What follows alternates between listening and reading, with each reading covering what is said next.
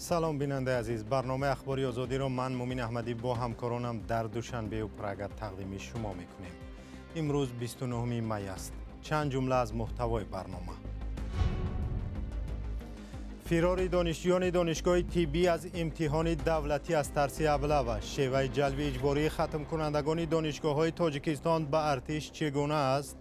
یک خیلی گریختند، بعضی یک خیلی کوشش کردن که قپیده نشود، گریخته جانشون خلاص کردن. مناسبت‌های تاجیکستان با ترکیه تغییر می‌کند.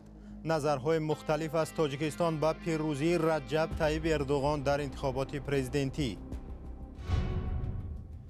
خرس زخمی و حیوانات گرسنه، ساکنان از وضع رقتباری جانوران باغی حیوانات دوشنبه نگرانند. تمامی چیز حیوانات بودن آخه، تمامی چون یا را بردن یا کشتن، نه درش نیست. برنامه را با خبر آغاز میکنیم که تازه به دست ما رسیده است. رستم خالقов رئیس سابق شرکت تاجیکایر و فرودگاه دوشنبه بازداشت شده است. امر بازداشت او را دادستانی کل تاجیکستان روز 26 می برآورده است. دو منبع رادیو آزادی روز 29 می خبر دادند که رستم خالقов به از خودکنی یا اسراف مبلغ، ساختکاری و قلابی متهم است. با گفته همصحبتان رادیو آزادی، اموال و دارایی‌هایش نیز فعلا به حبس گرفته شده است و پرونده به زمان کارش در شرکت تاجیکایر ربط دارد. جزئیات پرونده معلوم نیست. پیشتر یک تحقیق رادیو آزادی معلوم کرده بود که یک سازش بسته رستم خالقов به بیش از 20 میلیون دلار قرضدار کردن شرکت تاجیکایر سبب گشته است. او از سال 2008 تا 2016 رهبری شرکت دولتی هواپیمایی را بر عهده داشت. شیوه جلب دیگر جوانان به ارتش در میان جامعه سر و صدا برپا کرده است. امسال مقامات تلاش کردند تا صف ارتش را بیشتر از دانشجویان پر کنند. روز 29 می گروهی از دانشجویان دانشگاه طبی تاجیکستان از امتحان ختمی دانشگاه فرار کردند. نواری لحظه فرار دانشجویان به دست رادیو آزادی رسید. دانشجویان میگویند آنها را میخواستند با زور یا طریق ابله به ارتش برند. همکارم زرنگیز نوروزشاه موضوع را پیگیری کرده است. لحظه فرار از خدمت در دانشگاه طبی. برخی از دانشجویان دانشگاه با ارسال این نوار از تلاش مجبوراً به خدمت بردن ختم کننده ها خبر دادند. این کار بعدی از امتحان دولتی بیرون شدن گروهی از ختم کنندگان دانشگاه صورت گرفته است. برخی از دانشجویان از ترس به امتحان ندر آمدند. پیش از امتحان در آمدن دیدم که بچه‌ها ندر آمده ایستاده بودن. پرسیدم که سبب چی باشد، گفتن که ابله میگفتگی چیز است. بچه‌ها را امتحان برآمدگی را قپیده به خدمت مجبوری برده ایستاده بودن. بعد در همونجا خودم رفتم امتحان سپریدم. وقتی برآمدند اونجا بچه‌ای که وطنی بودگی ها را قپیده در ماشینا شینونده بردن چند کسه. بعضی ها یک خیلی گریختند. گفته می شود برخی از دانشجویان از ترس به امتحان ندر آمدند. دانشجویانی که به این حادثه روبرو شدند نمیخواهند در نزد دوربین صحبت کنند. ماموریت دانشگاه در صحبت با آزادی جلب اجباری ختم کننده ها را به خدمت رد کردند، اما گفتند 21 ختم کننده با اختیار خود به خدمت رفته است. از دانشگاه های دیگر هم چنین شکایت ها می رسد. والدان ختم کننده های دانشگاه دولتی باختر در نزد کمیسریت حربی ولایت ختلون جمع آمدند. مؤلف نوار میگوید روز جمعه ختم کننده های دانشگاه را پس از امتحان مجبوراً به مارشروتکه ها سوار کرده به کمیسریت حربی بردند. این در حالی است که مقامات با نشر عکس و نوار از اختیاراً به خدمت حربی رفتن صدها ختم کننده در چند دانشگاه خبر دادند. 2 هفته پیش در مراسمی با تنطنه تقریباً 200 ختم کننده دانشکده پلی‌تکنیکی شهر خوجند را از صحن دانشگاه به خدمت حربی گسیل کردند. مقامات دانشگاهی کولاب هم اخیراً در یک معرکه با شکوه 73 ختم کننده را که امتحانها را قبل از مهلت سپرده بودند به صف قوه‌های مسلح سفربر کردند. درباره مجبور کردن ختم کننده ها برای رفتن به خدمت حربی به حقوق شناسان هم شکایت می رسیده است. مجبور کردن این دانشجو پیش از مهلت سپردن امتحان دولتی، پیش از مهلت محافظت نمودن کار دیپلمی خود این غیر قانونی می باشد. дар гузашта омӯзгорони донишгоҳҳо аз он нигаронӣ карда буданд ки мақомот аз онҳо иҷрои нақшаи таъват ба артишро талаб доранд.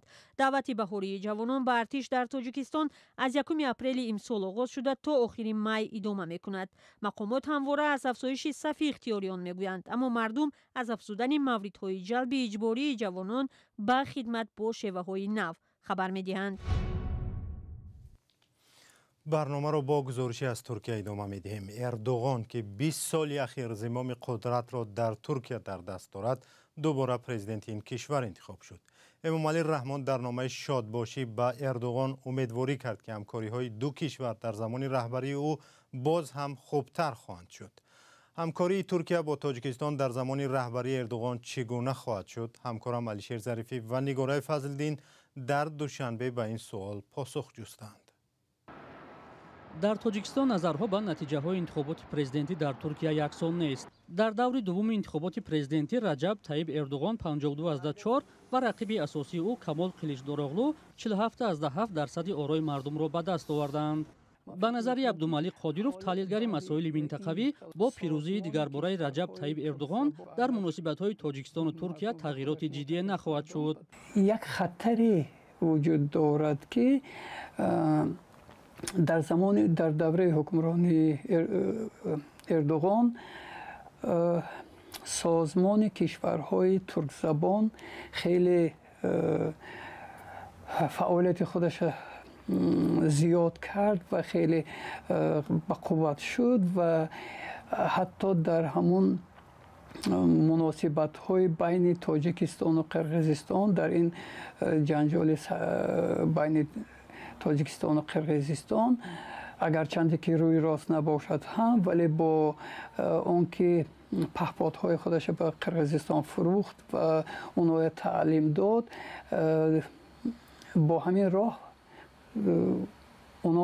Туркия нишон дод ки дар сурати бисёр тезу тунд шудани муносибот вай ҳатман ҷониби ҳамзабонои худаша мегирад. Бо ҳамин роҳ тавозуни қувваҳои дар минтақа ӯ тағйир медиҳад ки ин боиси таассуф аст. воқеан ҳам ин хеле нигоҳ кунед, агар Абдумалик Қодиров бар ин назар аст ки дар кишварҳое ба мисли Туркия ки рӯ ба сохти диктатураанд, интихоботҳо шаффоф намегузаранд. вале сиёсатшинос Сайфулло Сафаров интихоботи Туркияро демократӣ арзёбӣ намуд.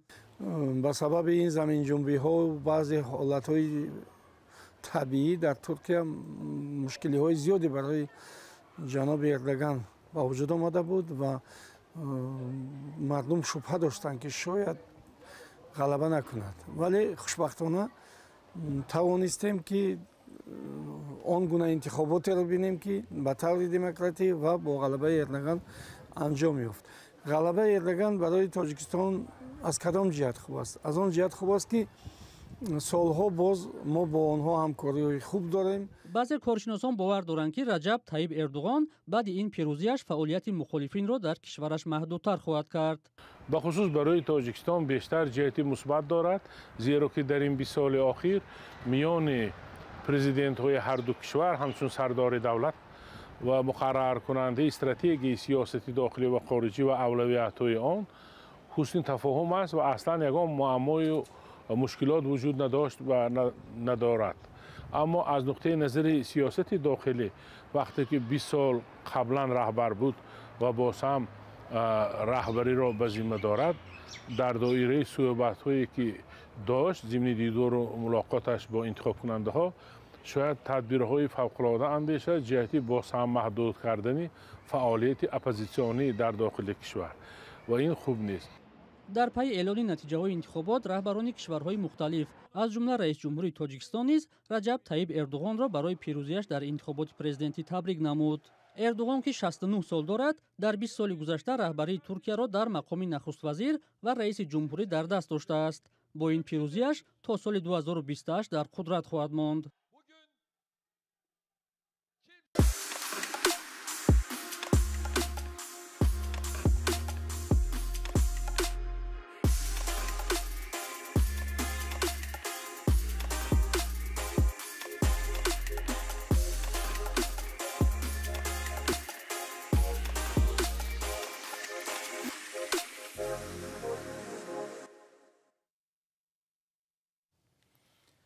و برمیگردیم به تاجیکستان. کاربران رادیو آزادی عکس‌های خرس زخمی از باغ جانوران دوشنبه را روان کرده وضع حیوانات این باغ را بد گفتند. سال هاست که وضع باغ حیوانات دوشنبه در میان طبیعت دوستداران بحث می شود. پیشنهاد بستن این باغ را نیز در گذشته مطرح کرده بودند، چون به گفته حامیان جانوران وضع جانوران گرسنه و بیمار و شرایط ناخوب این باغ سال هاست بهبود نمی‌یابد. همکاران ما سرمناز روح‌الله و شهلای عبدالله با این باغ رفتند و وضع را از نزدیک دیدند.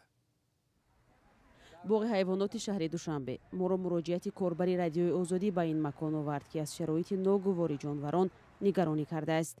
این هم نمونه از عکس فرستاده این کاربر است. مشاهده خبرنگاران رادیوی آزادی روز 24 می نشان داد که این مکان حال و هوای باغ جانوران را بازگو نمی‌کند. بهتر ما می سالهای اول می اومدیم همه شرایطش بود، همش این اکه یک تخمینا روگو نکنه یک ممکن که 30 سال زیادتر شده که نیومدیم این نو درما هیچ نیست. اما با هم دگرگاه دمی خرس دیگه هیچی را ندیدم. پیش وقتا چی بود؟ پیش وقتا همه چیز بود، میمون بود، مار بود و تمامی چیز حیوانات بودن آخه تمامی چون یا را بردن یا کشتن نه درش نیست. این تنها نگرانی میرزاولی نیست که برای تماشای باغ جانوران به پایتخت آمده است. اکثر مهمانان این باغ عین شکایت را دارند. نرگیزه که نبیرش را به تماشای باغ حیوانات آورده است، از نبود شرایط مساعد برای مهمانان در این مکان نگرانی میکند. همه چی داشته باشه، فیل باشه، شتروی ناز باشه، تازه باشه. زوپاک زمانوی باشه ده که کودک‌ها همه وقت بیاین ریمونت کنن یک شرایط کننده میخالته من آدمو میدروین. نگرانی تماشابینان از جانوران بیمار و گرسنه در حالی است که در گذشته هم ساکنان از شرایط نامساعد نگاهبین حیوانات و گشت و گذار در این باغ شکایت کرده بودند. مسئولان باغ شرایط فعلی نگاه داشتن جانوران را در باغ وحوش مطابق به معیار می‌دانند، ولی وجود کمبودی را رد نمی‌کنند. نگرانی ساکنان را همچون بها از نظر تماشابین می‌دانند. هم از جهت تازگی، سانیتری، هم از جهت بی‌خطری، هم از جهت تامین خوراک، همین در سطح ضروری عمل اولویت کارمندان یا این مسائل در رفته است. باغ حیوانات دوشنبه سالهای 60 عصر گذشته ساخته شده است و تا این زمان بازسازی زیادی را از سر نگذرانیده است. مساحت آن حدود 5 هکتار را تشکیل می‌دهد و در آن بیشتر از 1000 جانور نگهداری می‌شود.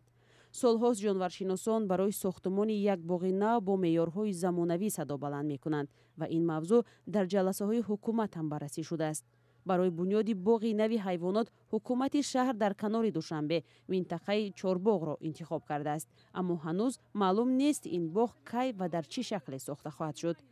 از طرف دیگر سبب اصلی برطرف نشدن کمبودی‌های چون بناهای فرسوده مکان نگهداشت حیوانات محض همین وعده بنیاد باغ نو برای جانوران گفته می شود. سرمناز روح‌الله، شهلای عبدالله، آزادی، دوشنبه. در شهر سمرقند یک مرد را به گمان غیر قانونی و توسط مکزیک به امریکا فرستادن ساکنان دستگیر کردند. مسئولان ریاست پلیس شهر روز 28 می گفتند بازداشت گمانبر پس از شکایت یک جوان 22 ساله امکان پذیر شد.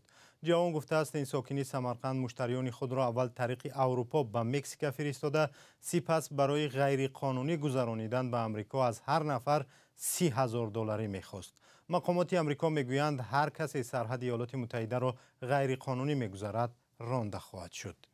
و با همین برنامه به پایان رسید، ولی شما خبر و گزارش‌های بیشتر را هر لحظه میتوانید در سامانه رادیو آزادی و صفحه‌های رادیو آزادی در توییتر و تلگرام، فیسبوک و اینستاگرام و ادنکلاسنیک و تیک تاک پیدا کنید. تا برنامه‌های دیگر، خدا نگهدار.